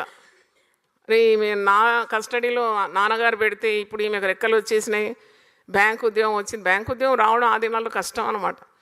ప్రాసెసింగ్ చాలా ఉంటుంది. పెద్ద రిటర్న్ టెస్ట్ ఉంటుంది 3 గంటలు. నేను రిటర్న్ టెస్ట్ రాయడానికి పోతే హాల్ నిండా స్టూడెంట్స్ అనమాట. మా తల్లి నాకు చిన్నతనంలోనే బ్యాంక్ ఆ మ్యాటర్ అంతా తెచ్చి, ఆ యాటిట్యూడ్స్ ఏవేవో ఉంటుంది, ఫిగర్స్ అంతా యాప్టిట్యూడ్, అవన్నీ ఫిగర్స్ ఎట్లా నెక్స్ట్ జవాబు ఎట్లా అంతా తరబీ చేసింది అనమాట 8th క్లాస్ నుండి. ఆమె దూరదృష్టి చూడండి, దీర్ఘదర్శి ఆమె. దేనికన్నా పనికొస్తుంది, ఇవన్నీ నువ్వు నేర్చుకోవాలి. మరి మీ పుస్తకాలు తప్పించి కూడా ఇవన్నీ ఎక్స్ట్రాగా నేర్పించింది అన్నమాట. అయితే బ్యాంక్ హాల్లో చూసినప్పుడు పెద్ద హాలు, గర్ల్స్ బాయ్స్ అందరూ యంగ్స్టర్స్ రాస్తున్నారు. చెమటలు కక్కుకుంటా రాస్తున్నారండి. నేనేమో అరగంటలో నా పేపర్ అయిపోయింది. తప్పకుండా నాకైతే దొరకదు, వీళ్ళందరూ చెమటలు గారుస్తున్నారు, నాకు దొరకదు ఉద్యోగం అనుకున్నాను స్టేట్ బ్యాంక్లో. ఎంత తల్లి శ్రద్ధగా నేర్పించిందంటే నాకు అది అలక్కగా అయిపోయినమాట. ఎస్ఏ రాయడం కానీ, ఆబ్జెక్టివ్ కానీ, టకా 3 గంటల పేపరు 1.5 గంటలో ఫినిష్ అయిపోయిందండి. ఫినిష్ అయిపోయింది, నేను ఇచ్చేసాను. ఇంకా ఎలాగైనా నాకు దొరకదు, ఇంత కష్టపడలేదు కదా నేను, అదే బయటకు వచ్చేసాను. కానీ అక్కడ కూడా ఫస్ట్ 3లో నేను 2nd ర్యాంకర్గా సెలెక్ట్ అయినాను. ఎంత ఆశ్చర్యం ఇది! చాలా ఆశ్చర్యం అండి నా జీవితం. ఒక మాట ఉంది పరిశుద్ధ గ్రంథంలో, ఇర్మియా గ్రంథం 31:3 వారు నన్ను ప్రార్థించుచుండగా నేను వారిని నడిపిస్తానని. మా అమ్మ ప్రార్థన చేస్తూ ఉంటే నా జీవితంలో దేవుడు మెరుగులు దిద్దుతూ ఉన్నాడు అనమాట. అయితే నేను బయటకు వచ్చేసాను. మా అక్కకు చెప్పినాను, నాకు దొరకదు, వాళ్ళందరూ ఇట్లా ఖర్చీఫ్లు పట్టుకొని ఇట్లా దుడుచుకుంటా ఇట్లా దుడుచుకుంటా రాస్తున్నారు, నేనైతే ఈజీగా 1.5 అవర్లో ఫినిష్ చేసి వచ్చినా అంటే, లేదు నువ్వు చాలా ఇంటెలిజెంట్ కదా, నీకు వస్తుంది అన్నది. మాకు నిజంగానే వచ్చేసింది. ఇంటర్వ్యూ కాల్ వచ్చింది. చిన్న ఏజ్ ఇంటర్వ్యూ కాల్ వచ్చింది. ఇంటర్వ్యూ నాడు నేను మంచిగా, మా అక్క నన్ను మంచిగా రెడీ చేసింది. నేను పోయినాను స్మార్ట్గా. ఆ బోర్డ్ ఆఫ్ డైరెక్టర్స్ ఉన్నారు, ఒక 7-8 మంది ఇట్లా సెమీ సర్కిల్లో కూర్చొని ఉన్నారు. పెద్ద హోదాలు ఉండేవారు, ఏజిఎమ్స్, జిఎమ్స్, వీళ్ళంతా. ధైర్యంగా పోయినాను. అందరూ ఒకసారి చూసి నన్ను చిరునవ్వు నవ్వినారండి. ఎందుకు నవ్వినారో ఇప్పుడు కూడా అర్థం కాలే. హలో అన్నాడు అనమాట. అయితే నేను ఇంత పెద్దోళ్ళు, నేనేమో చాలా క్రూరంగా ఉంటారేమో ఇంటర్వ్యూ చేసి అందరు చిరునవ్వు నవ్వుతున్నారంటే నేను కూడా నవ్వినాను. కూర్చోమన్నారు. అయితే నువ్వు ఎందుకు అసలు బ్యాంక్ ఉద్యోగం, నీకు మంచిగా చదువుకోవచ్చు కదా అంటే, కాదు నాకు పాకెట్ మనీ కావాలా చూడండి, అందుకే నేను ఉద్యోగం చేస్తానన్నా. అయితే వాళ్ళందరూ నవ్వినారు, బాగా నవ్వినారు నాతో. అయితే తర్వాత ఒక ఆయన అన్నాడు, ఏజిఎం నన్ను ఒక ప్రశ్న అడిగినాడు, ఇదిగో నీకు ట్రివాండ్రంలో అయితే పోస్టింగ్ ఇవ్వము అంటే, నన్ను ఇట్లా జలక్ చేస్తున్నామంటే ఇట్లా ఊపి చూస్తున్నా, ట్రివాండ్రంలో పోస్టింగ్ ఇవ్వము, మేము ఇడుక్కి డిస్ట్రిక్ట్లు ఇస్తాం. ఇడుక్కి అంటే కేరళ చివరిలో ఉంటుంది అనమాట, కొన్ని గంటల ప్రయాణం ఉంటుంది. నేను చూడండి ఇంటర్వ్యూలో ఇట్లా ఆన్సర్ ఎవరైనా ఇస్తారా? ఎవరు. సరే మీరు ఎక్కడ పోస్ట్ చేసినా anywhere in India I'm ready to go అంటారు కదా. నేను అట్లా అనలేదు. నేనన్నా, మీరు నాకు ట్రివాండ్రంలో ఇస్తే నేను ఈ జాబ్ టేకప్ చేస్తాను, లేకుంటే నాకు వద్దని చెప్పినాను. అందరూ పగలబడి నవ్వినారు అనమాట పెద్దవాళ్ళంతా. ఇంత ధైర్యవంతురాలు మేము ఎక్కడ చూడలేదన్నారు. ఏంటి ధైర్యం అంటే, ఏంటి ఇంత ధైర్యంగా ఎలా మాట్లాడినాను, మీరు ట్రివాండ్రంలో పోస్టింగ్ ఇస్తే నేను చేస్తాను, I will take up the job, but I will not go far అన్నాను, because I have to study higher studies అన్నాను. అందులో అన్నాడు, I have never seen such a brave girl till now అన్నాడు. ఇంతవరకు ఇంత ధైర్యంగా మాట్లాడే ఒక క్యాండిడేట్ నేను చూడలేదు అన్నాడు. అయితే ఇది కూడా దొరకదు నాకు. ఇంత బ్లంట్ రిప్లై ఇస్తే అస్సలు ఇవ్వరని నేను ఇంటికి వచ్చి అక్కకి చెప్పిన నాకు దొరకదు. ఎందుకంటే ఇంటర్వ్యూ దగ్గర చాలా సౌమ్యంగా చాలా తగ్గించుకొని మాట్లాడతారు. వారు వెళ్ళినా వెళ్ళకున్నా వెళుతాము, ఎక్కడైనా భారతదేశంలో వెళ్ళి పనిచేస్తాము. I will be very obedient, will be faithful in the discharge of my services అట్టిట్ట మాట్లాడితే నేను అవేం మాట్లాడలేదు, బ్లంట్గా రిప్లై ఇచ్చినట్టే. అయితే దొరికితే చెయ్యి, దొరకకుంటే పోనీ అనే అక్క అన్నది. కానీ అదే వారంలో నాకు సెలెక్షన్ లెటర్ వచ్చేసింది. ఐఎమ్ సెలెక్టెడ్ అన్నమాట. నేను అసలు ఈ బ్యాంక్ తప్ప ఇంకొక బ్యాంక్ నేను అసలు అటెంప్ట్ చేయలేదు. ఒక్క ఉద్యోగం గవర్నమెంట్ కానీ రైల్వే కానీ ఏది చేయలేదు. ఒకటి దావీది కొట్టినట్టు కొట్టినాను అనమాట. అది పోయి నొదరసి వచ్చినట్టు. Only one thing I applied, I got that. అయితే తీరా పోస్టింగ్ ఎక్కడ తెలుసా? నన్ను ఎవరైతే ప్రశ్న అడిగినాడో ఆయన సెక్రటేరియట్లో పోస్టింగ్ అనమాట. నేను పోయి చూస్తే అయ్యో ఇతనే కదా నన్ను ప్రశ్న అడిగినాడు. నన్ను పిలిచినారు మాట్లాడడానికి, క్యాబిన్లో పిలిచి, you know Joy why I gave you this posting అంటే నాకు తెలియదు అన్నాను. I like your Brave talk అన్నాడు. నువ్వు ధైర్యంగా మాట్లాడినావు చూడు, నాకు చాలా నచ్చింది అన్నాడు. దేవునికి స్తోత్రం. అసలు ఇంకెవరైనా ఆయన ప్లేస్లు ఉంటే అంత ధైర్యంగా మాట్లాడితే అసలు ఉద్యోగం ఇవ్వరు కదా. Right under his nose in his cabin I got the employment. అంటే తర్వాత నాకు చాలా నాకు అన్నీ ఉన్నాయి. ఇంకా ఆరోగ్యం ఉన్నది, అందం ఉన్నది, డబ్బులు చేతి నిండి వచ్చినాయి. ఇంకా అసలు జాయ్ చెరియన్ పాదాలు భూమి మీద ఉంటాయా? ఇక నేను నా అక్కకు చెప్పినాను, ఫస్ట్ శాలరీ రాకముందే అరేంజ్మెంట్ చేసేసినాను. I have to go to the hostel. అంటే మీవన్నీ చెప్పేది తల్లులు తండ్రులు ప్రార్థన చేస్తుంటే ఆ పిల్లలు ఎంత దూరాన ఉన్నా వాళ్ళు బాగుపడతారండి. దేవునికి స్తోత్రం. విదేశాల్లో ఉన్నారండి మా పిల్లలు అని మీరు బెంగపడొద్దండి. మీ చేతిలో రిమోట్ ఉన్నది, మీరు నొక్కితే కానీ వాళ్ళు ఒక్క అడుగు వేయలేరు. అది నా జీవితంలో సాక్ష్యంగా చెప్తున్నాను ఈ కుటుంబ ఆరాధన దినంలో. అయితే డబ్బులు వచ్చేసింది. నా జీవితంలో ఎప్పుడు సినిమా చూడలేదండి. కనుక ఇప్పుడు డబ్బులు వచ్చినాక ఏం చూడాలనిపించింది తెలుసా? చాలామంది జాయ్ చెరియన్ అంటే అమ్మ ఆమె చాలా భక్తురాలు మీద నుండి ఊడిపడ్డది అనుకుంటారు. అసలు మా తల్లి ప్రార్థన లేకుంటే నేను ఎప్పుడో భూమి అడుగు భాగంలో ఉండేదాన్ని. అంటే హౌ ప్రేయర్ వర్క్స్ మీకు చెప్తాను. అయితే నేను హాస్టల్లో ఉన్నాను. ఎక్కడ పోయినా లీడర్షిప్ వచ్చేది. అక్కడ 300 ఇన్మేట్స్ ఉన్నారు, వర్కింగ్ ఉమెన్ హాస్టల్ YMCA అని. అది నేను అక్కడ పోగానే నాకు సీట్ ఇచ్చినారు. పోయి ఒక వారంలోగా నన్ను ప్రెసిడెంట్ ఆఫ్ ద హాస్టల్ చేసేసినారండి. ఆ హాస్టల్ అంతటికి నేనే ప్రెసిడెంట్. నేను వార్డెన్తో కూర్చొని పెద్దగా డిసిషన్ చేయాలన్నమాట, పిల్లల గురించి, రూమ్ల గురించి. నాకు సింగిల్ రూమ్ ఇచ్చినారు. ప్రెసిడెంట్కి ఎప్పుడు సింగిల్ రూమ్ ఇస్తారట, అన్ని కంఫర్ట్స్ తోటి. అయితే ఇంకా మరి పవర్ పెరిగిందనమాట నాకు. అయితే ఒకరోజు నేనన్నా పిల్లలు చాలా అలసిపోతున్నారు కదా, మరి అప్పుడు నాకు దేవుడు లేడు కదా గుండెలో.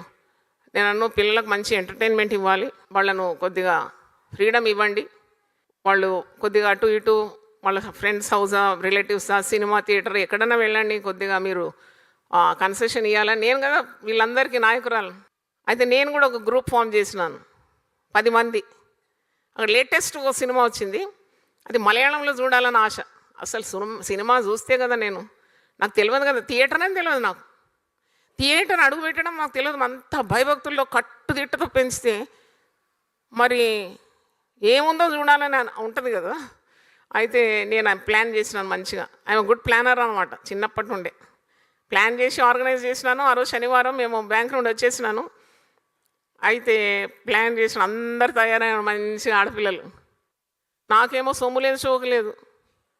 బట్టలు మాత్రం వేసుకుంటాను, ఖరీదైన బట్టలు కొని వేసుకున్నాను, ఎందుకంటే డబ్బులు ఉన్నాయి అప్పుడు నా దగ్గర. కానీ సొమ్ము లేదు. వాళ్ళందరికీ ఉన్నది, నాకు లేదబ్బా, ఇదేంటి, అసలు ఏ కుటుంబంలో పుట్టినాను, బై మిస్టేక్ వచ్చేసిన నా కుటుంబంలో. వీళ్ళు సొమ్ము లేనియరు.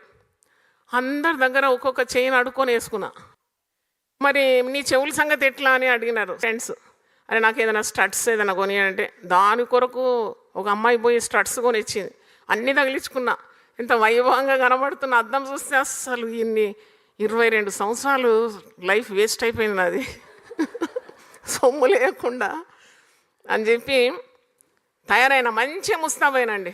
మంచిగా నీట్గా తయారైన తర్వాత జరిగిన అద్భుతం మీకు చెప్తాను. దేవుడు ప్రార్థించే తల్లిదండ్రుల దగ్గర ఉన్నప్పుడు వారి పిల్లలను కాని చోటుకి ఎప్పుడు పంపడండి, ఎప్పుడు పోలేరు వారు. నేను తయారైనాను, సినిమాకు వెళ్దామని అందరూ వాకిట్లో నిలబడుతున్నారు, మరి లాంజ్లో ఉన్నారు, అందరు కూర్చున్నారు, నా కొరకు ఎదురు చూస్తున్నారు. సడన్గా ఒక కడుపు నొప్పి వచ్చింది. కడుపు నొప్పి ఏంటంటే నా అపెండిసిటైస్ బర్స్ట్ అయ్యేంత పరిస్థితుల్లో పడక మీద దొరుకుతున్నాను. సడన్ అనమాట అది. చెమటలు పట్టేస్తుంది, నా ప్రాణం పోతున్నది. అప్పుడు వార్డెన్ ఉరికొచ్చింది, పిల్లలు ఉరికొచ్చినారు. ఏమైందంటే నాకు అన్కంట్రోలబుల్ పెయిన్ వచ్చేసింది. వాళ్ళు ఇమ్మీడియట్, ఇప్పుడు సినిమా థియేటర్ కాదు, ఎక్కడ పోవాల్సిందో తెలుసా, అక్కడ దగ్గర ఒక హాస్పిటల్ ఉండే, దాంట్లో నన్ను షిఫ్ట్ చేసినారు. ఇది అక్షరాల జరిగిన సత్యం మీతో చెప్తున్నాను. తీసుకుపోయి అక్కడ వేసినారు, బెడ్ మీద వేసినారు. నొప్పి తగ్గడం లేదు, పెయిన్ ఇంజెక్షన్ ఇచ్చినారు. అప్పటికి చీకటి అయిపోతున్నది. పిల్లలందరూ మరి ఒక ఇద్దరు నాకు తోడుగుండి తగిన వాళ్ళందరూ సినిమా చూడడానికి వెళ్ళిపోయినారు. అయితే మా తల్లికి ఫోన్ చేయండి అని చెప్తే, ఆనాడు ఫోను ఐఫోన్ కాదు కదా, ట్రింగు మరి ఎస్టీడీ కొట్టి మళ్ళీ నంబర్ కొట్టి మళ్ళీ అది కొట్టి ఇది కొట్టి నంబర్ ఇస్తే చేసినారు. తల్లి అందుకుంది. తల్లి చాలా కన్నీళ్లతో ప్రార్థన చేసింది. చేసినాక జరిగిన అద్భుతం ఏంటంటే, ఒక గంటలోగా, అయితే డాక్టర్ అంతట్లో వచ్చి అన్నాడు, అపెండిక్స్ బర్స్ట్ అవుతుంది, ఇది చాలా ప్రమాదంగా ఉంది కేసు, ఈరోజు ఇక్కడే ఉండాలా, హాస్పిటల్లో అడ్మిట్ అయి ఉండాలా, మేమంతా పరీక్షించి చెప్తాము, ఆపరేషన్ సర్జరీ కావాలా, అవి కానీ పెద్ద పెద్ద మాటలు చెప్పేలోగా నాకు భయము, పెయిన్, వణుకు పుట్టడం అన్నీ ఒక్కసారి వచ్చింది. ఇక మా అక్క వచ్చేసింది, బావగారు వచ్చినారు, సీరియస్ అన్నారు. మా తల్లి ప్రార్థన చేసిన అరగంట 45 నిమిషాల్లోగా పూర్తిగా పెయిన్ సబ్సైడ్ అయిపోయిందండి. Totally the pain left my body. అప్పుడు ఫైనల్గా మధ్యరాత్రి డాక్టర్, నేను హాయిగా పండుకుంటున్నాను అనమాట, అలసిపోయినాను అనమాట పెయిన్ తీసి. అప్పుడు డాక్టర్ వచ్చి అంతా ఒత్తి చూసి కడుపు అంతా చూసినాక, she is quite okay, no need of surgery అన్నారు. బతికి బయటపడి మీ ముందు నిలబడుతున్న సంతోషం లేదా? అయితే మరి ఎర్లీ మార్నింగ్ నన్ను డిశ్చార్జ్ చేసి నేను హాస్టల్కి వచ్చేసినాను. యథావిధిగా బ్యాంకు కూడా వెళ్ళిపోయినాను. అంటే యాజ్ ఇఫ్ నథింగ్ హ్యాపెండ్. అది నాకు చాలా ఆశ్చర్యం కలిగించింది. అప్పుడే అనుకున్నాను అన్నమాట, ఈమె ప్రేయర్ ఎంత స్ట్రాంగ్ ప్రేయర్ అంటే, కత్తి పడకుండా నన్ను కాపాడింది, ప్రాణం పోకుండా నన్ను కాపాడింది. ఎంతమంది అపెండిక్స్ బర్స్ట్ అయితే చచ్చిపోతారు కదా, అరే ఇన్ని అపాయాల నుండి కాపాడింది. పైగా నన్ను సినిమా థియేటర్ ఎక్కకుండా కాపాడింది. ప్రార్థనకి ఇంత శక్తి ఉందా? ఉన్నదా?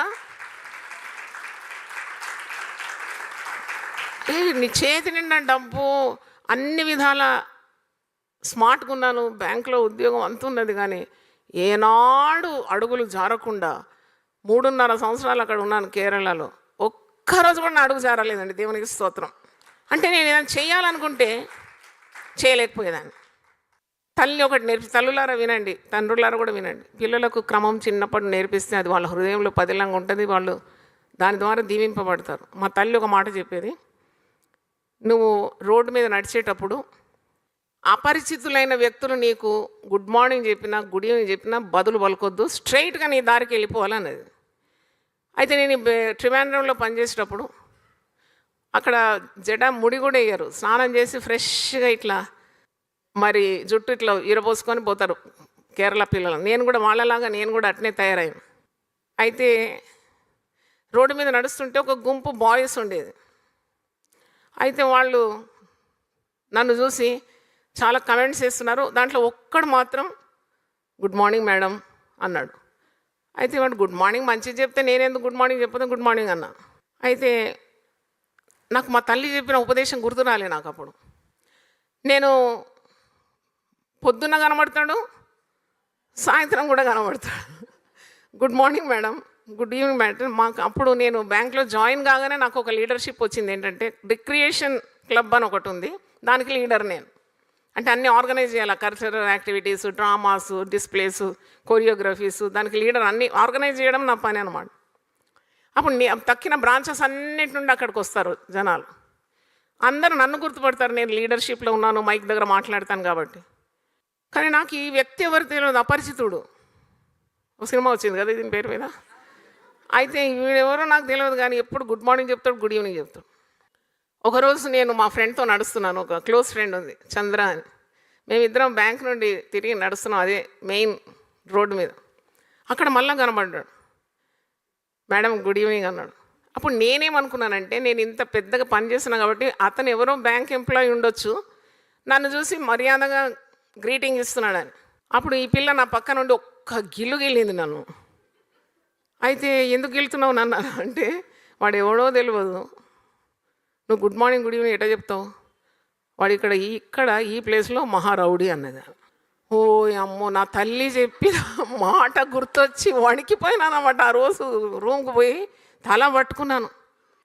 ఎంత భయంకరమైన ప్రమాదం నుండి నన్ను తప్పించినావయ్యా, ఇది తల్లి ప్రార్థన కాకుండా మరొకటి కాదు. హల్లెలూయా. ఒంటరిగా ఉన్నాను హాస్టల్లో, వెంటబడితే నేనేం చేసేదాన్ని, కానీ ఆ ప్రమాదం రాకుండా నా తల్లి కన్నీళ్ళు గోడలాగా నిలబడ్డది. దేవునికి స్తోత్రం. అయితే ఆ రోజు ఇంటికి పోయిన తర్వాత అమ్మ చెప్పిన సూక్తి గుర్తొచ్చింది. పరిచయం లేని వాళ్ళు విష్ చేసినా నువ్వు రెస్పాండ్ చేయొద్దన్నది. నేను చేసింది అమ్మ చెప్పిన కట్టడకు నేనేం చేసినా మీరినా. అది గుర్తు తెచ్చినాడు దేవుడు. అమ్మ అప్పటి నుండి ఇప్పుడు వీలు కాదు, ఎందుకంటే జనాలందరూ నన్ను గుర్తుపడతారు. అయినా కానీ కొద్దిగా అమ్మ చెప్పింది నాకు గుర్తొస్తుంది. చిన్నప్పుడే నాటింది కదా, నేను సో అండ్ సో నేను అది ఇది అంటే వెంటనే నమ్మను, కొద్దిగా మార్జిన్ వదులుతాను. ఎందుకంటే తల్లి నన్ను అట్లా పెంచేది, కీడులో పడకుండా. ఆ తల్లికి నేను సదా కృతజ్ఞతలు. దేవునికి స్తోత్రం. నాకు దేవుడిచ్చిన తల్లి బంగారు తల్లి. అందుకే నేను ఆమె బోధ తట్టుకోలేక చిన్న బుక్ రాసినది, స్టోర్లో ఉంటుంది, మీరు కొత్త వారైతే కొనుక్కోండి. అమ్మ మాటలని, మా అమ్మ మాటలు. మీరు అనుకుంటారు ఈ అమ్మ మాటలని. ఈ అమ్మ నేర్చుకుందంతా ఆ అమ్మ నుండే. అయితే ఎట్లా నన్ను చూడండి, ఆజ్ఞ దీపముగాను ఉపదేశము వెలుగ్గాను ఉంటుందట. ఎక్కడుంది మాట? సామెతల గ్రంథం 6వ అధ్యాయం 23. పిల్లలకు ఉపదేశం ఇస్తూనే ఉండాలా అంటే నాగింగ్ చేయొద్దు, మీ మాట విలువగా శక్తివంతంగా ఉండాలి. చెప్పింది వారు వినేటట్టు, వారి హృదయంలో ముద్రింపబడేటట్టే చెప్పాలి. సామెతలు 6:23-24 చూడండి. ఆజ్ఞ దీపముగాను ఉపదేశము వెలుగుగాను ఉండును, శిక్షార్థమైన గద్దింపులు జీవ మార్గములు. అయితే అమ్మ ఉపదేశించేది నన్ను. నీ తల్లి ఉపదేశము నీ కంఠమునకు ఎలా ఉండాలంట? హారంగా ఉండాలి. అయితే ఒక 10 సంవత్సరాల వయసు ఉన్నప్పుడు చబ్బిగా ఉండేది, తెల్లగా ఉండేది బొమ్మలాగా. ఇంకా చూస్తే అట్రాక్టివ్ అనిపించేది ఎవరికన్నా. ఈ బొద్దుగా నడిచేది. అయితే అమ్మ ఎప్పుడు ఒక కన్నేసి ఉంచేది నా మీద. అశ్రద్ధగా నన్ను అక్కడిక్కడ పంపడం, గేట్ దగ్గర నిలబడడం అది చేయలే. అమ్మ చాలా తెలివైంది కదా. ఈ దినాల్లో తల్లులు ఏమీ పట్టు లేదు, వాళ్ళు ఒక దిక్కు పిల్లలు ఇంకో దిక్కు. నేర్చుకోండి రేచలమ్మ దగ్గర నుండి. అయితే నేను గేట్ దగ్గర నిలబడుతున్నా, ఇట్లా ఏం చేస్తున్నా అంటే దిక్కులు చూస్తూ ఉన్నా. ఇట్లా హోంవర్క్ అయిపోయింది, గేట్ దగ్గర నిలబడితే మనుషులు కనబడతారు చాలామంది. నేను అక్కడ నిలబడి ఇట్లా చూస్తూ ఉన్నా అందరినీ. కానీ పుట్టినప్పటి నుండి నాకు ఒక అలవాటు, సహజమైన అలవాటు ఏంటంటే అందరినీ పరీక్షించడం. నాకు ఇప్పుడు కూడా పోలేదు ఆ బుద్ధి. పరీక్షిస్తా బాగా, వీళ్ళ ఇంటెన్షన్స్ ఏంటి, వీళ్ళ సామర్థ్యం ఎంత ఉంది, వీళ్ళు ఎలాంటి వారని బాగా స్టడీ చేయడం నా అలవాటు అన్నమాట. అయితే నేను ఒక లంబాడి పిల్లోడు వచ్చినాడు. అబ్బాయిగా జాలండి అనుకుంటారా మీరు, వింటారు మీరు బాగా. అయితే ఆ లంబాడి పిల్లోడు ఎత్తుగా తెల్లగా మంచిగా ఉన్నాడు. ఒక బుట్ట తీసుకొచ్చి బుట్ట లోపల అన్నీ, అప్పుడు ఆ కాలంలో పిన్నులు, పక్క పిన్నులు, సేఫ్టీ పిన్స్, గాజులు, కాటిక, పౌడరు ఇలాంటివి అమ్మేది. వాళ్ళ ఇంటింటో తిరిగేది అలాగ. అయితే మా అమ్మ ఏమో గమనిస్తుంది నన్ను. ఈ పిల్లడు ఒక 18-19 ఏళ్ళు ఉంటాడు. వాడు ఇట్లా బుట్ట పట్టుకొని వచ్చినాడు. నాకేమో ఈ పిల్లలతో మాట్లాడాలనిపించింది. నేనే బుట్ట పట్టి దింపిన. నీ పేరేంటి అని అడిగిన. నా పేరేదో వాడి పేరేదో చెప్పినాడు. వాడు అడగకముందే నా పేరు చెప్పిన. అమ్మ గమనించింది. అమ్మ కావాల్సింది ఏదో కొన్నది, వాడు పోయినాడు. చెంప మీద ఒకటి వేసింది, 4 వేళ్ళు ముద్రైందండి. నాకు ఎందుకు కొట్టిందో నాకు తెలియదు. ఇన్నసెంట్, నేను చాలా అమాయకురాలుగా అడిగిన కదా నేను ఆయనను. ఆ వేలు ముద్రలు సాయంత్రం అయినా పోవడం లేదు. మరి ఈమె ఎందుకు కొట్టిందో నాకు చెప్పడం లేదు. నాకు టెన్షన్ అన్నమాట, ఎందుకు కొట్టింది నన్ను. ఆ రోజు సెలవు దినం ఉండింది, స్కూల్కి పోలేదు. ఇక అట్లాగే మంచం మీద ఏడ్చుకుంటూ పడుకున్న అన్నం తినలేదు, ఆమె అన్నం తెచ్చి తినలేదు, ఆమె చెప్తలేదు కదా, నువ్వు చెప్తే నేను తింటాను, నువ్వు చెప్పలేదు నేను తినను, మోండి అనమాట. ఇక ఆఖరికి సాయంకాలం స్నానం చేసుకున్నాను, అంతే బట్టలు మార్చుకున్నాను, నిద్రపోవాలా, అప్పుడు కూడా ప్లేట్ రైస్ తెచ్చి నేను తినను అన్నాను. అయితే నువ్వు చెప్తే నేను తింటాను, నన్ను ఎందుకు కొట్టినావు చెప్తే నేను తింటాను. అయితే దగ్గర తీసుకొని నా భుజం మీద చేయి పెట్టి ఇట్లా అంటూ చెప్పింది, బిడ్డ నీకు ఆ వ్యక్తి ఎవరో తెలియదు, నువ్వెందుకు నవ్వినావు అంటే, వ్యక్తి తెలియకుండా నవ్వొద్దా అంటే, నవ్వొద్దు, చిన్నప్పుడు నూరిపోసిన విద్య, వాడు ఎవడో తెలియదు నీకు, నువ్వు మంచి మనసుతో నవ్వినావు, వాడు ఒకవేళ దుర్మార్గుడైతే అది వేరే విధంగా అర్థం చేసుకుంటాడు కదా, అందుకే ఎప్పుడు అట్లా ఈజీగా నవ్వకూడదు, మాట్లాడకూడదు. నీకెందుకు ఆయన పేరు, కరెక్టే కదా, నాకెందుకు ఆయన పేరు నాకెందుకు ఆయన పేరు చెప్పి అర్థం చేసి అన్నం ముద్దలు కట్టి తినిపించి ఆమె దగ్గర వండబెట్టుకుంది.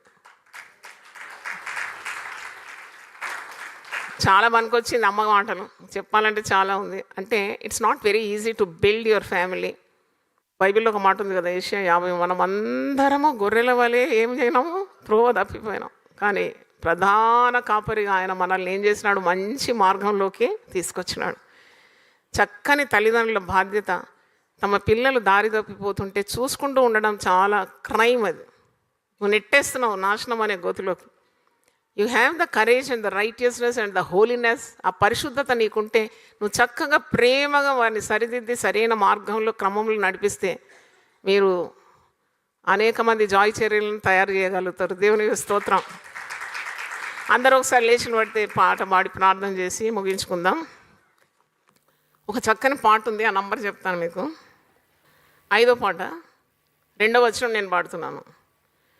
పిల్లలని భయభక్తులతో పెంచుచుండుము మా ప్రభువా, పిల్లలని భయభక్తులతో పెంచుచుండు మా ప్రభువా, శుభములనొందుచు నిన్ను చేరి స్తుతులను చేతుము ప్రభువా, స్తోత్రము చేతుము ఓ ప్రభువా, పాత్రుడని మా ప్రభువా, ధాత్రిలో ఈ మా స్తోత్రములన్ దయతో గైకొనుము ప్రభువా, చేతుము ఓ ప్రభువా, పాత్రుడని మా ప్రభువా, పిల్లలని భయభక్తులతో ఉండుము మా ప్రభువా. ప్రార్థన చేసుకుందాం. ప్రభువా నీ పరిశుద్ధ నామమునకు స్తోత్రం. గర్భఫలము యెహోవా ఇచ్చు బహుమానం. పిల్లల్ని ఇచ్చినావు నాయన, కంటే సరిపోదు. మాకు ఇంతమంది పిల్లలు, మా పిల్లలు ఇంత అందంగా ఉన్నారు, మా పిల్లలు ఇంత చదువుకున్నారు, ఇంత ఎత్తు, ఇంత లావు, ఇంత పొడుగు, ఇది వివరించడానికి కాదు, కానీ పిల్లలను మేము ఈ లోకానికి తెచ్చామంటే బాధ్యత గల తల్లిదండ్రులుగా ప్రవర్తించడానికి సహాయం దయచేయండి. మాకంటూ జ్ఞానం లేదు ప్రభు, మేము అడిగి పొందుకోవాలని సెలవిచ్చినావు. అడుగుడి మీకు ఇవ్వబడిన అన్నావు, అడుగు ప్రతివానికి ఇవ్వబడిన అన్నావు. పరిశుద్ధాత్మనే కానీ, జ్ఞానమే కానీ, సామర్థ్యమే కానీ, చురుకుతనమే కానీ ప్రభు నీవు అనుగ్రహిస్తావు తండ్రి. నీకు స్తోత్రం. ఈ యొక్క పాప ప్రపంచంలో కుటుంబాలలో పిల్లలు క్రమంలో లేరు నాయన. పిల్లలను నీ భయభక్తుల్లో పెంచాలంటే మాకు కావాలి జ్ఞానం. దేవుని యందు భయభక్తులు కలిగి ఉంటే జ్ఞానం మనకు మూలం. కొంతమంది తల్లులే తమ ఆడపిల్లలను పాడు చేస్తున్నారు. కొంతమంది పురుషులే కన్నా మగపిల్లలను దారిలో దేవుడి తీయడానికి సామర్థ్యం లేకుండా ఉన్నారు. దారి తప్పిపోతున్నారు, గురి తప్పి నడుస్తున్నారు, లోకాశలు నటనలో కొట్టుకొని పోతున్నారు. వార్తా పేపర్లో చదివినాం, భారతదేశంలో ప్రతి పట్టణంలో యవన బిడ్డలు, ఆడపిల్లలు, మగపిల్లలు క్రొత్త సంవత్సరం తాగి తప్పదాగి డ్రగ్స్ తీసుకొని వీధుల్లో పడి ఉన్నారని, నురుగు గక్కుతూ పడి ఉన్నారని వార్త నేను చూశాను. అంత ధనికులేనని. చూడండి ప్రభువా, కనికరించండి మా కుటుంబాలను. మేమేదో గొప్పవారమని, మాకు తెలివి ఉందని, మాకు సామర్థ్యం ఉందని కాదు, కానీ నీ కృప, నీ దయ మమ్మల్ని వెంబడించాలి. మా పిల్లల పెంపకంలో నువ్వు మా ప్రక్కన నిలబడాలి ప్రభువా. మాకు ఉపదేశం దయచేయమని, ప్రార్థనా శక్తి దయచేయమని, ఉపవాసం ఉండి మా బిడ్డల కొరకు రోధించడానికి కృప దయచేయండి. నా తల్లి ప్రార్థనలు, నా తండ్రి ప్రార్థనలు కంచెగా నాకు ఉండిందని సాక్ష్యం చెప్పినాను. నేను చేయాల్సినవన్నీ చేయలేకపోయినాను. నా చేతులు, నా కాళ్ళు ఎవరో కట్టిపడేసినట్టు నాకు అట్టి అనుభూతి ఉండింది నాయన. ఏవో చేయాలనుకున్నాను, ఏమీ చేయలేకుండా ఒక దూరదేశంలో నన్ను నీ కనుపాపం వలె కాపాడినావు తండ్రి, నీకు స్తోత్రం. తిరిగి నా తండ్రి ఇంటికి చేర్చినావు. ఆమె ప్రార్థనలు ఎంత శక్తివంతమైంది. ఎప్పుడు ఊహించలేదు సేవ చేస్తానని. కానీ గత 33 సంవత్సరాలు నీ కొరకు నిలబడడానికి కొండ మీద ఉన్న పట్టణం వలె మేము మమ్మల్ని ఆశీర్వదించినందుకు వందనాలు చెల్లిస్తున్నాను. ఎంత గొప్ప దేవుడు, కనికరం గల దేవుడు, దీర్ఘశాంతుడు, కృపా సమృద్ధి గల దేవుడు. మా బ్రతుకు దినములన్నీ కృపాక్షేమంలే మమ్మల్ని వెంబడించినాను. ఎప్పుడైతే నిన్ను కాపరిగా మేము కలిగి నీ మాటలు వింటామో, ఆజ్ఞ దీపంగాను, ఉపదేశం వెలుగుగాను మేము మా హృదయంలోకి స్వీకరించినప్పుడు, పెద్దల గద్దింపు కానీ, శిక్షణ కానీ, అనుభవస్తులు చెప్పిన ప్రతి మాటకు విలువగట్టి, దేవుని మాటలకు బరువుగట్టి, దేవుని ఆజ్ఞలు మీరకుండా ఉంటాము, తప్పకుండా మా కుటుంబాలు వర్ధిల్లుతుందైనా. మా కుటుంబాల్లో ఉన్న పిల్లలను నువ్వు ఆశీర్వదిస్తావు తండ్రి. నీ సంతతి మీద నా ఆత్మను కుమ్మరిస్తానన్నావు. భార్య భర్తల మధ్యలో ఉన్న పాపం తొలగించండి. నీ రక్తంతో తల్లిదండ్రులను కడగండి నాయన. పిల్లలను శుద్ధి చేయమని ప్రార్థిస్తున్నాను. గొడవలు తొలగించండి, మనస్పర్ధలను తొలగించండి. తల్లి తండ్రి కలిసి పెంచాలి పిల్లలను. ఎడముఖం పెడముఖం పెట్టి చాలా కుటుంబాల్లో వినాశం కలుగుతుంది నాయన. అంతటి కుటుంబాల్లో ఒక్కరైనా కన్నీళ్లు గార్చి ప్రార్థన చేస్తే ఆ కుటుంబం పాడు కాకుండా నువ్వు కాపాడుతావు తండ్రి, తప్పకుండా కాపాడుతావు ప్రభువా. ప్రభు అయిన యేసు క్రీస్తునందు విశ్వాసం ఉంచుము, అప్పుడు నీవును నీ ఇంటి వారందరూ రక్షింపబడతారన్నావు. రక్షణ లేని కుటుంబాల కొరకు విజ్ఞాపన చేస్తున్నాను. ఒంటరి పోరాటం చేస్తున్న మహిళలు ఎంతోమంది ఉన్నారు నాయన. కన్నీళ్లు కారుస్తున్నారు, రోధిస్తున్నారు, సహాయం లేదు. మరి భర్త పెడదారిలో ఉన్నాడు, పిల్లలు పెడదారిలో ఉన్నారని రోధిస్తున్న తల్లుల కొరకు ప్రత్యేకంగా నీ సమాధానం దయచేయమని అడుగుతున్నాను. యెహోవా ఇల్లు కట్టని ఎడల కట్టువాని ప్రయాసము వ్యర్థమే కదా ప్రభువా. నీ సహాయం దయచేయండి, ప్రార్థనా జీవితం దయచేయండి, నీ తట్టు చేతులెత్తడానికి సహాయం దయచేయండి. దినములు బహు చెడ్డవిగా ఉన్నవి ప్రభువా. అంత్య దినాలు అపాయకరమైన దినాలని, పిల్లలు మాట వినడం లేదని ప్రతి తల్లి తండ్రి హృదయంలో బాధ, వేదన, అవన్నీ ప్రార్థనగా మార్చుకున్నప్పుడు నీ మహిమను మేము చూస్తాం ప్రభువా. నువ్వు నమ్మిన ఎడల దేవుని మహిమను చూస్తావు అని మార్తాతో సెలవిచ్చినావు. మేము నమ్మి నీ మహిమను మా కుటుంబాల్లో చూడాలని, పరిపూర్ణులు కాము, మేము సంపూర్ణ అవటం మేము సాగిపోతున్నాం. కాబట్టి నీ మాట మేము గైకొనటకు సహాయం దయచేయండి. నీ చిత్త ప్రకారం మా కుటుంబాలు ఉండాలని, మా పిల్లలకు నీ ఆశీర్వాదాలు కుమ్మరించమని, మా భర్త భార్య సంబంధాల్లో కూడా మీ దీవెన ఉండాలి ప్రభువా. నువ్వు చేసిన మేళ్ళన్నీ మర్చిపోకుండా స్తుతించే గృహంగా మమ్మల్ని చేయమని, నీ పరిశుద్ధాత్మ సహాయం మాకు అందించమని, నీ దర్శనము నెరవేర్చమని యేసు పరిశుద్ధ నామములో అడిగి వేడుకుంటున్నాను తండ్రి, ఆమేన్. హల్లెలూయా, హల్లెలూయా. తండ్రి అయిన దేవుని ప్రేమ, యేసు క్రీస్తు కృప, పరిశుద్ధాత్మ సహవాసం మనందరికీ సదాకాలం తోడుగా ఉండును గాక. కుటుంబాలన్నీ కూడా దేవుని చిత్త ప్రకారం నడుచును గాక. God bless you, God bless. ప్రతి ఒక్కరి తల మీద నీ హస్తం ఉంచండి. వాక్యం అనేక మాధ్యమాల గుండా వింటున్న ప్రతి ఒక్కరి తల మీద, వారి కుటుంబాల మీద నీ ఆశీర్వాదం ఈ క్రొత్త సంవత్సరం, నూతన సంవత్సరం దయచేయమని ప్రార్థిస్తున్నాం. నిష్ఫలమైన జీవితాలు కాకుండా ఫలభరితమైన జీవితాలు, నీకు మహిమ తెచ్చే జీవితాలు ప్రభువా. కొత్త తీర్మానం తీసుకొని నీ అడుగుజాడల్లో నడవడానికి ఒక క్రొత్త తీర్మానం ప్రతి ఒక్కరికి దయచేయమని యేసు పరిశుద్ధ నామములో అడిగి వేడుకుంటున్నాను తండ్రి, ఆమేన్. ఇది గట్టిగా ఆమేన్ పలకండి 3 సార్లు. ఆమేన్, ఆమేన్. దేవుడు మిమ్మల్ని దీవించి ఆశీర్వదించి అనేకులకు ఆశీర్వాదకరంగా మార్చును గాక.